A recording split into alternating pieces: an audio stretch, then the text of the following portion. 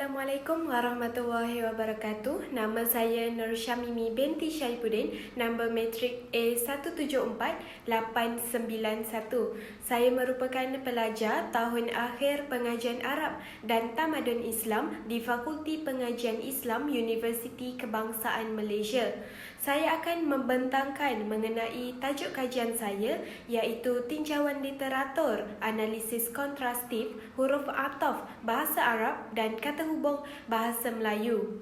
Dan saya merupakan di bawah seliaan Dr. Mahiram Ahmad. Pertama, pengenalan.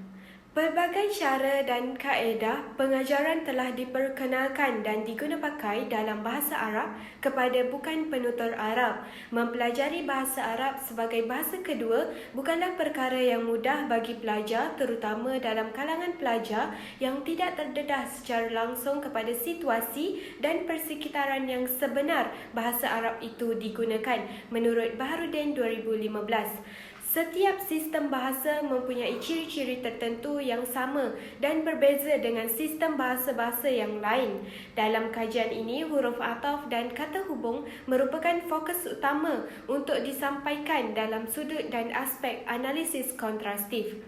Antara frasa bahasa yang kerap dan sering digunakan ialah frasa kata hubung dalam bahasa Melayu dan huruf ataf dalam bahasa Arab, sama ada di sudut penulisan dan percakapan seharian. Penyataan masalah. Menurut Chelsea Fries, linguistik kontrastif dalam pengajaran bahasa asing adalah penting. Konsep inilah yang mendorong Robert Lado mengembangkan analisis kontrastif dalam pengajaran bahasa. Konsep Robert Lado itu dimuatkan dalam bukunya yang berjudul Linguistics Across Cultures, Applied Linguistics for Language Teachers. Dalam buku tersebut, Robert Lado menjelaskan bahawa berdasarkan persamaan dan perbezaan antara bahasa atau perkataan bahasa pertama dan bahasa kedua, maka kesulitan pembelajaran pelajar dapat dikelompokkan atas dua perkara iaitu sulit atau mudah. Malah, menurut Uzair Zubir dan Rohaida Kamaruddin juga, dalam kajiannya berpendapat bahawa proses pembelajaran bahasa kedua oleh pelajar banyak dipengaruhi oleh bahasa pertama atau bahasa ibunda. Setiap kesalahan dan kesilapan pelajar dapat dikesan pada bahasa pertama pelajar. Aulad Nisa juga berpendapat, menurut ilmu Nahu dari Anwar, mengatakan bahawa huruf adalah kalimatun dalat ala makna fi ghairiha, bererti kalimah, iaitu perkataan yang menunjukkan makna apabila menggabungkan dengan kalimah lainnya.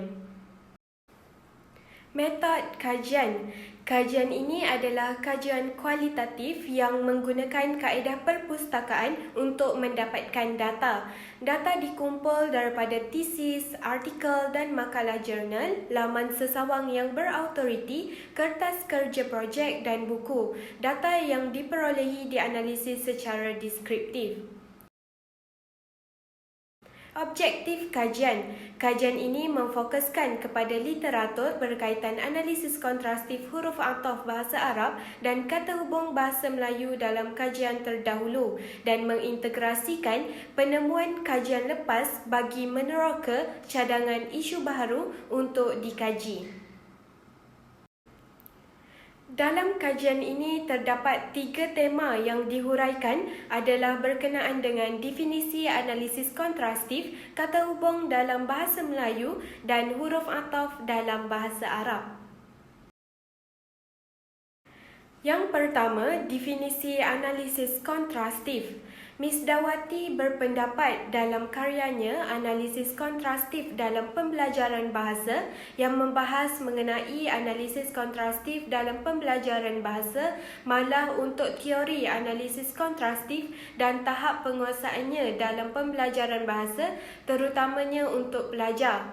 Selain itu, Maria Mintowati dalam penulisannya Analisis Kontrastif oleh yang membahaskan mengenai hakikat analisis kontrastif, hipotesis analisis kontrastif, kritik terhadap analisis kontrastif dan keterampilan menerapkan analisis kontrastif dalam pembelajaran bahasa. Sementara itu, kajian Norizan binti Cik Su dalam kajiannya yang bertajuk Analisis Kontrastif, Sintaksis Bahasa Melayu dan Bahasa Thai memerihalkan untuk menganalisis perbezaan dua bahasa iaitu Bahasa Thai dan Bahasa Melayu dari segi linguistik. Pendekatan analisis bezaan atau juga dikenali sebagai analisis kontrastif. Kata hubung dalam Bahasa Melayu. Kajian Muhammad Uzair Zubir dan Rohaida Kamarudin dalam artikelnya Analisis Kontrastif antara Kata Hubung Bahasa Melayu dengan Konjunta Bahasa Indonesia. Kajian ini membuktikan bahawa antara Bahasa Melayu dan Bahasa Indonesia memiliki banyak perbezaan dan persamaan. Kata hubung dalam Bahasa Melayu merupakan satu unit yang merupakan penyambung kepada ayat yang dapat menerangkan ayat menjadi kesatuan yang utuh. Selain itu, kajian yang ditulis dalam artikel yang berjudul Analisis Kata Hubung Pancangan dalam Penulisan Bahasa Melayu sebagai Bahasa Pertama oleh pelajar Melayu Tingkatan 1 berdasarkan teori analisis kesalahan Corder oleh Nur Aisyah Sakila Kamat dan lain-lain.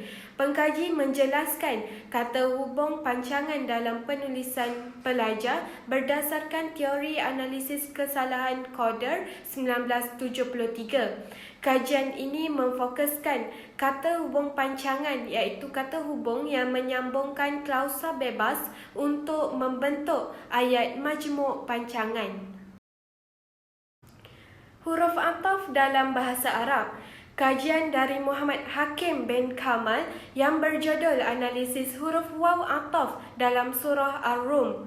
Dalam penulisan ini, pengkaji memberikan maksud ataf secara istilah gramatikal, iaitu penggabungan antara maktuf yang diikutkan dan maktuf alaih yang diikuti sehingga antara keduanya ada dalam satu hukum i'rab yang sama.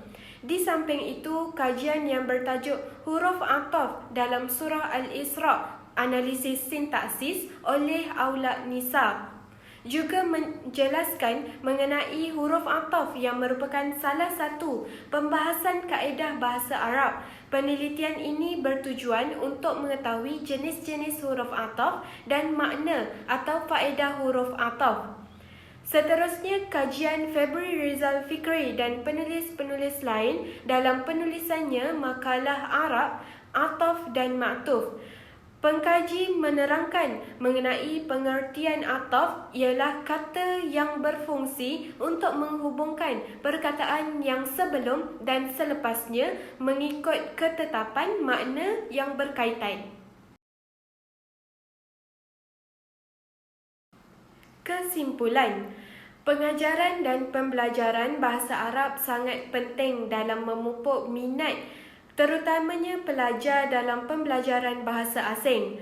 Kebanyakan kajian lepas lebih menumpukan dalam aspek-aspek tertentu sahaja dan masih kurang penelitian terhadap analisis kontrastif terhadap huruf ataf dan kata hubung terutamanya sekali. Dan dicadangkan agar lebih banyak kajian tentang cabang-cabang linguistik seperti analisis kontrastif huruf ataf dan kata hubung dikaji dengan lebih mendalam dan meluas. Hasil tinjauan literatur ini didapati bahawa pelbagai pendekatan yang digunakan dalam terjemahan dan kesantunan bahasa untuk mendapatkan hasil kajian yang baik. Sekian, terima kasih.